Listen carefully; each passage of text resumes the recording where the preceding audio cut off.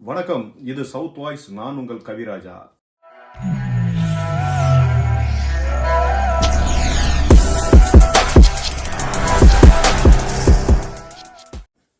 ஜோதிடர் புருஷோத்தமன் அவர்கள் நம்முடன் இருக்கிறார். இந்த 12 ராசிகளுக்கு எந்தெந்த ராசிகளுக்கு பலன், எந்தெந்த ராசிகள் பலவீனம் என்பதை பற்றி நம்மிடம் அவர் தெளிவாக விளக்க இருக்கிறார். வாருங்கள், அவரை சந்திப்போம். சுவாமி வணக்கம். வணக்கம். இப்போ 2025 புது ஆண்டு இன்னும் சில நாட்களில் பிறக்க இருக்கிறதா, ஒரு வாரம் இருக்கு பிறக்க இருக்கிறது அல்லவா? இது இந்த பொது சமூகத்திற்கு ராசி பலன்களை போற்றுவோம். பொது சமூகத்திற்கு எப்படி அமையும் இந்த 2025ஆம் ஆண்டு என்பது எப்படி அமையும்? பொதுவாகவே இந்த ஆண்டு 2025 என்பது மக்களினுடைய இயல்பாகவே கூட்டு ராசியின் பிரகாரம் கணிப்பாங்க. அப்படி கணிக்கும்போது 2, 2, 0, 5 இது டோட்டலாக கூட்டினோம்னா 9 வரும். இப்போ 9 என்பது ஒரு அதிர்ஷ்டகரமான நம்பர்னு சொல்லுவாங்க. இப்போ 9ஆம் இடம் அப்படின்றது நமக்கு அதிர்ஷ்டம் தரக்கூடிய இடமும் கூட. அப்போ 9ஆம் நம்பர் அப்படின்றது செவ்வாய்க்கு உரிய நம்பர். அந்த செவ்வாய் இந்த 2025 பிறப்பிலேயே மேஷ புருஷ தத்துவ பிரகாரம் 4ஆம் இடம் அப்படின்ற அந்த சுகஸ்தானத்தில் இருக்கார். அப்போ 4ஆம் இடம்ன்ற அந்த சுகஸ்தானத்தில் கொஞ்சம் பலவீனமாக இருக்கிறதால பொதுப்படியாகவே 2025 மக்களுக்கு கொஞ்சம் உடல் ரீதியான தொந்தரவுகள் இருக்கக்கூடிய வாய்ப்புகள் இருக்கும். ஜனவரி, பிப்ரவரி, மார்ச், ஏப்ரல், மே மாதம் வரையில். இப்போ இந்த 5 மாத காலங்களுக்கு குரு இருக்கிற இடத்த பொறுத்து இப்போ 4ஆம் இடத்துல செவ்வாய் நீசமான நிலைமையில இருக்கிறதால 4ஆம் இடம் அப்படின்றது சுகஸ்தானம். அப்போ பொதுப்படியாகவே உலக இயல்புக்கு 4ஆம் இடம் அப்படின்றது சுகஸ்தானம்ன்றதால கண்டிப்பா உடல் ரீதியான கோளாறுகள், அதன் மூலமான செலவினங்கள் அப்படி வரக்கூடிய வாய்ப்புகள் இருக்கும். ஆனா அதே சமயம் 4ஆம் இடத்திலிருந்து காலபுருஷ தத்துவத்துக்கு 10ஆம் இடத்தை அவர் நோக்கி பார்க்கும்போது பொருளாதாரத்தை கண்டிப்பாக தரக்கூடிய வாய்ப்புகள் இருக்கும் 2025 பொறுத்த வரைக்கும். பொதுவானவர்களுக்கு இந்த ராசி இல்லாம ஆமா இல்லாம இது ராசி பலனின் பிரகாரம் இல்ல, பொதுப்படியாகவே 2025 மக்களுக்கு எப்படி இருக்கும் அப்படின்ற அந்த லெவல் பிரகாரம் 4ஆம் இடத்திலிருந்து 10ஆம் இடத்தை பார்த்தால் 10ஆம் இடம்ன்றது தொழில் உத்தியோகஸ்தானம் அப்படின்னு சொல்லுவாங்க. அப்ப அந்த இடத்தை செவ்வாய் பார்க்கும்போது அந்த இடம் பொருளாதார ராசியாகவும் இருக்கிறதால கண்டிப்பாக பொருளாதார வாய்ப்புகள் அப்படின்றது இருக்கக்கூடிய வாய்ப்புகள் இருக்கும். பொருளாதார வாய்ப்புகள் கண்டிப்பாக வரும், அதன் மூலமான செலவினங்கள் வரும். ஆனா உடல் ரீதியான பிரச்சனைகள் இல்லாமல், உடல் ரீதியான தொந்தரவுகள் இல்லாமல் பொதுமக்கள் அவங்கவுங்க கொஞ்சம் ஜாக்கிரதையா இருக்கணும் 2025. அதுக்கு அடுத்தது 5 மாத காலத்துக்கு பிறகு குரு 3ஆம் இடம் அப்படின்னு சொல்லக்கூடிய காலபுருஷ தத்துவத்துக்கு மிதுன ராசிக்கு வந்துருவார். அப்போ அவர் உயிர் ராசிக்கு வந்துட்டாருன்னு சொன்னா கண்டிப்பாக உடல் சார்ந்த பிணிகளோ, தொந்தரவுகளோ, விரைய செலவுகளோ அதிகம் இருப்பதற்கு வாய்ப்புகள் இருக்காது. ஆகவே 2025 முதலிலே அந்த 5 மாத காலத்திற்கு 5 மாத கால அளவிற்கு செவ்வாய் நீசமான நிலைமையில் இருக்கும் பொழுது கண்டிப்பாக கொஞ்சம் ஜனங்க அவங்களுடைய உடல் ரீதியான பிரச்சனைகள் இல்லாமல், உடல் ரீதியான தொந்தரவுகள் இல்லாமல் கொஞ்சம் கவனமா இருக்கணும். அதே சமயத்துல கண்டிப்பாக 2025 பணப்புழக்க வழக்கத்திற்கு உகந்த வருடமாகவே இருக்கும். பணப்புழக்க வழக்கம் நல்ல விதமாவே இருக்கும், நல்ல விதமா இருக்கும். அப்போ ஏன்னா அவர் இருக்கிறதும் பொருளாதார ராசி, அவர் பார்க்கக்கூடிய இடமும் பொருளாதார ராசி. அப்போ கண்டிப்பாக ரெண்டுமே பொருளாதார ராசியாக இருக்கிறதால 2025 பொறுத்த வரைக்கும் கண்டிப்பாக பொருளாதாரம் மேம்பாட்டுக்கு வரக்கூடிய வாய்ப்புகள் இருக்கும். அதே போல கொஞ்சம் உடல் ரீதியான தொந்தரவுகள் இல்லாமல் மட்டும் பொதுமக்கள் அவங்கவுங்க கொஞ்சம் ஜாக்கிரதையா இருந்துக்கிறது நல்லதுங்க. 2025 புது வருடம். மறைந்த முன்னாள் முதல்வர் ஜெயலலிதா அம்மையார் இருக்கும்போது அவங்களுக்கு இந்த ஜாதகத்தின் மேல, ராசி மேல ரொம்ப ஈடுபாடு உண்டு. சரி. ஏன்னா அவங்க இருந்த அந்த கட்சி இப்ப இருக்கிற நிலைமையை பார்த்தா ரொம்ப எப்படி சொல்றது, இப்ப இந்த 2025 அடுத்து 2026 தேர்தல் வரப்போகுது. அப்ப இந்த கட்சிக்கான நிலை என்னவா இருக்கும்? ஜாதக ரீதியா நான் கேட்கறது ராசி ரீதியா கேட்கிறேன். ஏன்னா ஜெயலலிதா அம்மையா இருக்கும்போது அதுல ரொம்ப ஈடுபாடா இருந்தாங்க. அதுக்காக அதை பத்தி கேட்கறேன் நான். பொதுவாகவே அது மட்டும் இல்லாம இந்த அரசியல் சூழல் எப்படி இருக்கும்? 2025க்கு பிறகு 2026ல தேர்தல் இருக்குமா? ஆமா, தேர்தல் சட்டம். இப்போ 2026 தேர்தல் வரும்பொழுது கண்டிப்பாக ஜாதக ரீதியாக தான் நம்ம பார்த்தாகணும். அப்படி பார்க்கும்போது குரு வந்து 4ஆம் இடமான கடகராசிக்கு உச்சமாயிடுவார். அப்போ உச்சமாயிடும் பொழுது அவர் 10ஆம் இடம் அப்படின்ற அந்த உத்தியோகஸ்தானத்தை பார்த்துருவார். இப்போ பார்க்கும்பொழுது கண்டிப்பாக இந்த 2026ல் வரக்கூடிய தேர்தல் அப்படின்றது கொஞ்சம் பலமான கூட்டணியோட தான் அமைகிறதுக்கான வாய்ப்புகள் இருக்கும். திரும்பவும் கூட்டணி பலம் கண்டிப்பாக. ஏன்னா 4ஆம் இடம் அப்படின்றது கூட்டணி சார்ந்த இடம்.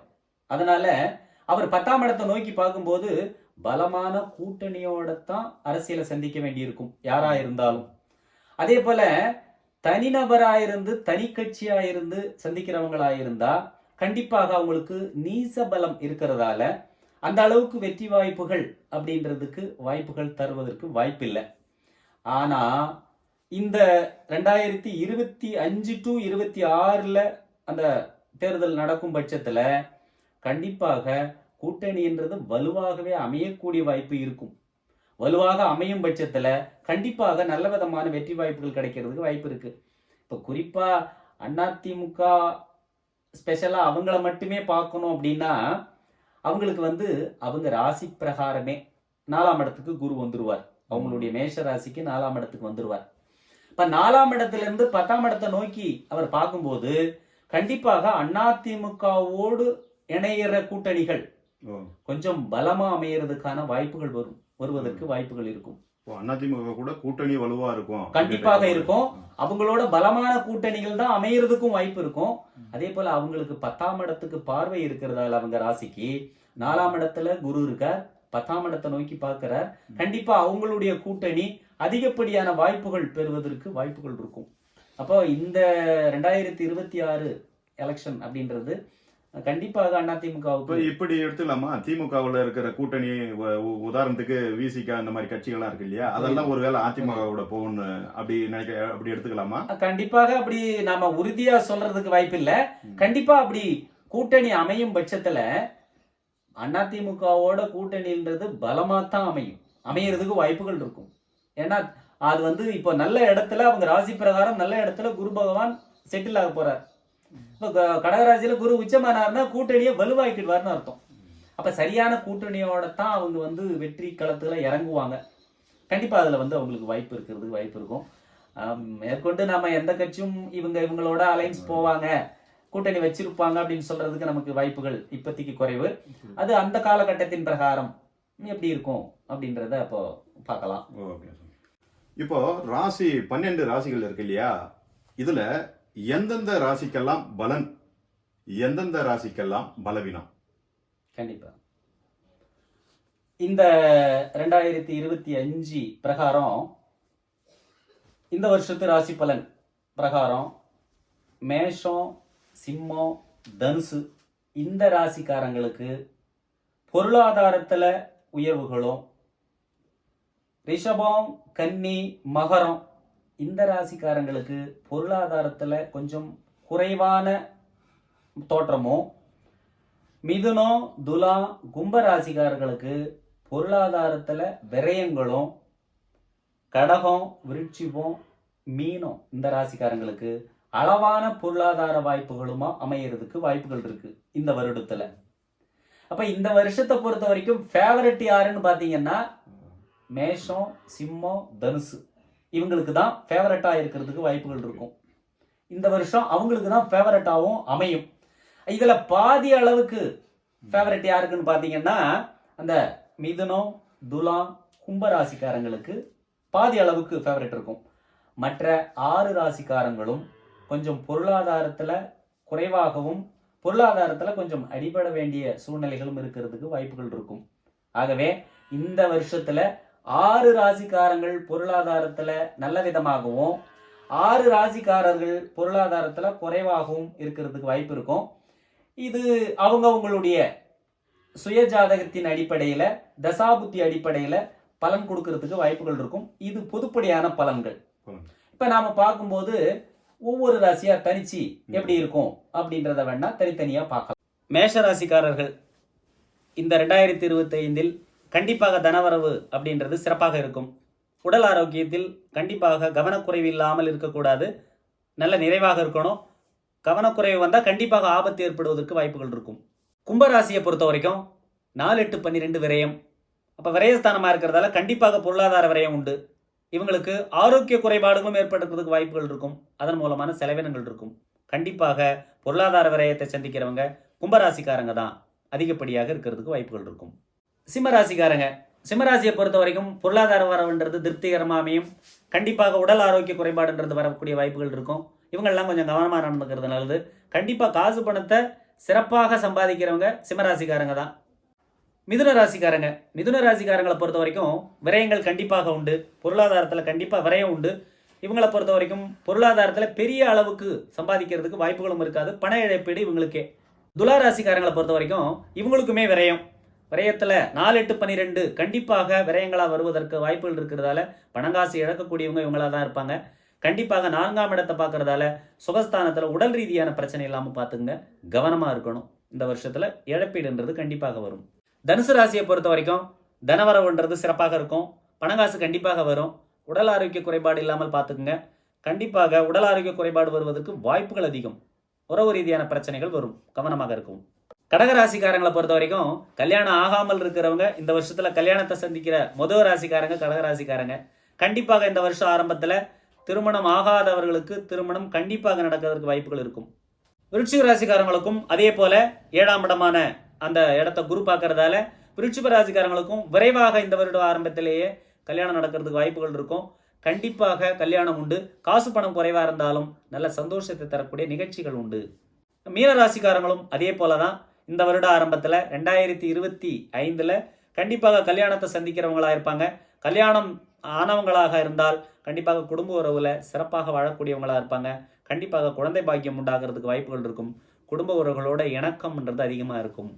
இந்த 2025 வருட ஆரம்பத்தில் 12 ராசிகளில் மேஷம், சிம்மம், தனுசு இந்த ராசிக்காரர்களுக்கு தனவாய்ப்பு நல்ல விதமாகவும், அதுக்கு நேர் ஆப்போசிட்டாக மிதுனம், துலாம், கும்பம் இந்த 3 ராசிக்காரங்களுக்கு பொருளாதார விரயங்கள் அதிகப்படுத்துறதாகவும், அதே போல ரிஷபம், கன்னி, மகரம் இந்த ராசிக்காரங்களுக்கு பொருளாதாரம் குறைவாக இருந்தாலும் ஆரோக்கிய மேன்மையாக இருக்குவதற்கு வாய்ப்புகளும், கடகம், விருச்சிகம், மீனம் இந்த ராசிக்காரங்களுக்கு கல்யாணம், சுப நிகழ்ச்சிகள், நல்ல விசேஷங்கள் நடக்கிறதுக்கான வாய்ப்புகளாக இருக்கிறதாலையும் இந்த 12 ராசிகளில் 3 ராசிக்காரங்களுக்கு பொருளாதாரமும், 3 ராசிக்காரங்களுக்கு விரயங்களும், 3 ராசிக்காரங்களுக்கு கல்யாண சுப நிகழ்ச்சிகளும், 3 ராசிக்காரங்களுக்கு உடல் ஆரோக்கியமும் கொடுக்க இந்த 2025 தயாராக இருக்கிறது.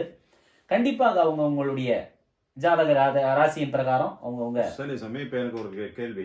இப்போ அந்த பின்னடைவு சந்திக்குது இல்லையா சில ராசிகள், கண்டிப்பா அவங்களுக்கு ஏதாவது ஒரு பரிகாரம் மாதிரி ஏதாவது உண்டா? நாங்க இந்த மாதிரி பண்ணிக்கிட்டா இந்த கோயிலுக்கு போனா எங்களுக்கு ஒரு இதா இருக்கும் அப்படிங்கிற மாதிரி ஏதாவது பரிகாரம் இருக்கா அந்த ரொம்ப பின்னடைவு சந்திக்கக்கூடிய ராசிகளுக்கு? கண்டிப்பாக.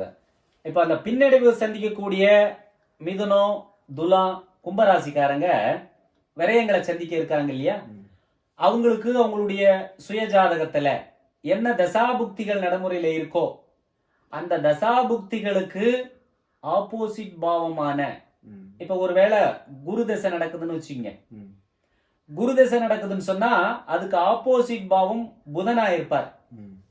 அப்ப புதனை போய் பார்க்கணும். ஏன்னா குரு நமக்கு இடையூறுகள் தொந்தரவுகளை கொடுக்கிறார் அப்படின்னு சொன்னா, இப்போ உதாரணத்துக்கே வச்சுக்கங்க, தனுசு லக்னம்னு வச்சுக்கங்க. தனுசு லக்னத்துக்கு 4ஆம் இடத்ததிபதியும் குருவாதான் வருவார். அப்ப 4ஆம் இடத்ததிபதி விரயத்தை செய்யறாருன்னு வச்சுக்கங்க. வண்டி, வாகன, வீடு, பொருளாதாரத்துல விரயத்தை செய்யறார். அப்ப இந்த 4ஆம் இடத்துல குரு விரயத்தை பண்ணாருன்னா குரு பகவானுகிட்டயே போய் வேண்டுதல் பண்ணக்கூடாது. ஏன்னா அவர் தான் கெடுதல்ல இருக்காரு, அவர்கிட்டயே முறையிடக்கூடாது. அவரை அடக்கிற கிரகமான புதனுக்கிட்ட போய் முறையிடும். அவருக்கு ஆப்போசிட் பாவம் புதன். அப்ப குருவுக்கு கெடுதல் நடக்காம இருக்கணும்னு சொன்னா புதனை போய் பார்க்கணும். அப்ப புதன் பெருமாள் வடிவில் இருப்பார், ஓ அம்மன் வடிவில் இருப்பார். அப்போ பெருமாள் ஆலயங்களுக்கோ அம்மனுடைய ஆலயங்களுக்கோ குறிப்பிட்ட ஆலயம் ஏதாவது இருக்கா? இந்த குறிப்பிட்ட ஆலயம்ன்றது பெரிய பெரிய ஸ்தலங்களை விட அவங்க உங்களுடைய சுற்று வட்டாரத்துல அருகில் உள்ள கொஞ்சம் பிரசித்தி பெற்ற எந்த ஆலயங்களா இருந்தாலும் அவங்க வணங்குறது வந்து சிறப்பு. பெருமாள் ஆலயம்ன்றது திருப்பதி வெங்கடாஜலபதியும் ஒரே நிகரான பெருமாள் இந்த ஸ்ரீரங்கத்தில் உள்ள ரங்கநாதரும், அவருக்கு இணையானவர் உளுந்தூர்பேட்டையில இருக்கிற சமேத பெருமாள். அப்போ கடவுள்ல வந்து யாரும் பேதகம் அதிகப்படியான பவர் உள்ளவங்களோ குறைவாக உள்ளவங்களோ கிடையாது. அவங்க அந்த பெருமாளை வணங்கணும்னா எங்க பெருமாள் இருக்காரோ அங்க போய் வணங்கலாம். இதுல ஃபேவரட்டான கோயில்னு ஒண்ணும் கிடையாது. கண்டிப்பாக தீர்வுன்றது ஒண்ணு இல்லாமல் இல்லை. நாம கோயிலுக்கு போகிறதால தீர்வு உடனே கிடைக்கணும்னு விரும்புறோம். இறைவன் எப்படி வச்சிருப்பாரு, விதிய மதியால வெல்லணும் அப்படின்னு சொல்லுவாங்க பேச்சு வழக்குல. அப்ப விதி அப்படின்றது வந்து ஜாதகம் எழுதப்பட்டதுன்னு அர்த்தம். இது மதியால வெல்றதுன்னா நாம நினைச்சுக்கிறோம் ஏதோ நமக்கு இருக்கிற அறிவால நம்ம அதை வந்து முயற்சி பண்ணி மாத்திடலான்ற மாதிரி நம்மளுடைய கருத்து இருக்கு. ஆனா மதின்றது வந்து சந்திரன் அர்த்தம். இந்த சந்திரன் தான் தசாபுத்தி அடிப்படைகளை இயக்கிக்கிட்டு வருவார். அப்ப நமக்கு எழுதப்பட்ட அந்த விதிய சந்திரனுடைய தசாபுத்தி அடிப்படையில என்னென்ன தசைலாம் வருதோ அதை அனுபவிச்சு நாம வெளியில வரணும்னு அர்த்தம். இப்ப கண்டிப்பாக இறைவனுக்கிட்ட முறையிடும் பொழுது நமக்கு வரவேண்டிய காலத்தினுடைய தசாபுத்தி வந்ததுன்னா கண்டிப்பா இறைவன் நம்மளை கூப்பிடுவார், நமக்கு செய்ய வேண்டிய நல்ல பலன்களை செஞ்சுடுவார். அதனால நீங்க இறைவனை வணங்கலையோ கும்பிடுறீங்களோ கும்பிடலையோ கண்டிப்பாக உங்களுக்கு செய்ய வேண்டிய பலன்களை அவர் செஞ்சே தீருவார். அதனால ஆலயங்களுக்கு சென்று முறையிடுறது அவங்களுடைய வழக்கம். பிடிக்காதவங்களுக்கு, போக முடியாதவங்களுக்கு நாம் அதை வந்து கட்டாயப்படுத்த விரும்பல. கண்டிப்பாக அவங்களுக்கும் நல்லதாவே நடக்கிறதுக்கு வாய்ப்புகள் இருக்கும்.